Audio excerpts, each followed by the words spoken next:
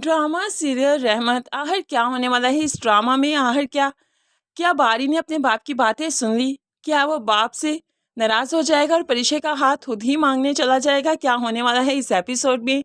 आखिर कैसे चलने वाला है अपकमिंग एपिसोड्स में ये ड्रामा? तो वीडियो को लास्ट तक ज़रूर देखिएगा, और अभी तक अगर आप न्यू हैं तो ज़रूर चैनल को सब्सक्राइब कर लीजिए ताकि आने वाली हर वीडियो आप बहुत आसानी से देख सकें।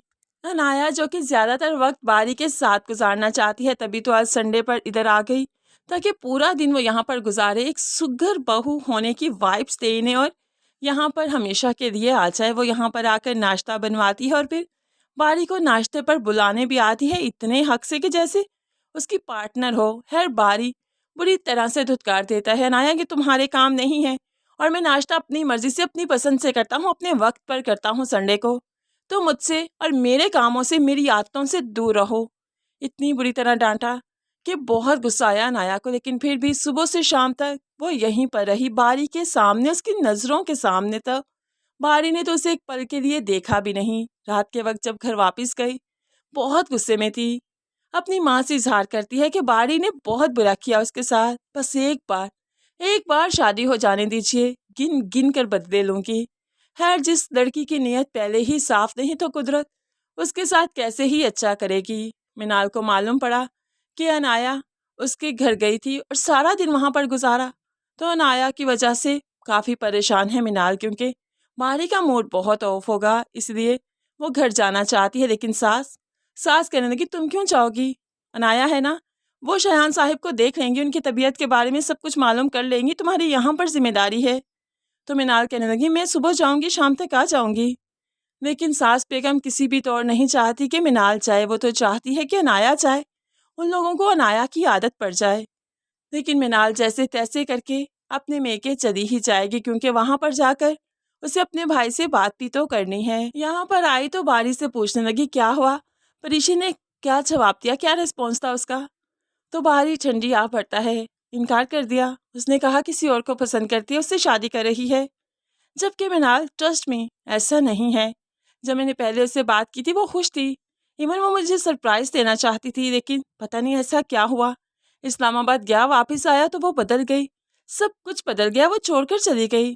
तो मिनाल काफ़ी हैरान, क्या छोड़कर चली गई?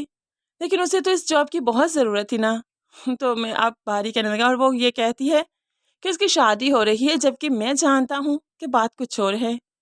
खैर, मिनाल भी काफ़ी समझदार है, जान चुकी है कि बात वाकई कुछ और है, लेकिन कैसे मालूम की जाए? लेकिन खैर, कुदरत ने बारी को मौका दे दिया, ऐसी सिचुएशन पैदा कर दी कि बारी के सामने सच आ जाए। वो शयान साहिब और सुफियान साहिब को बातें करते फ़ोन पर सुन लेता है। जब शयान बता रहा था कि वो लड़की वैसा ही कर रही है जैसा मैंने उसे कहा था, उसने अभी तक मेरा नाम नहीं लिया और होप्स हो कि वो मेरा नाम नहीं लेगी।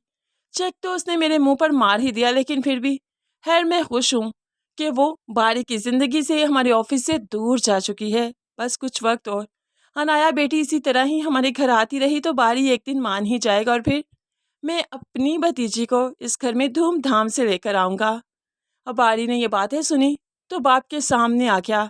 ये क्या किया आपने? मुझसे मेरी खुशियाँ छीन ली। एक पल के लिए नहीं सोचा, अपनी भतीजी के लिए अपने बेटे को गैर कर दिया आपने। यहाँ पर शयान साहिब चाहकर भी अपनी बात से मुकर नहीं सकते, लेकिन बारी बारी अब के बाद स्टेप लेगा।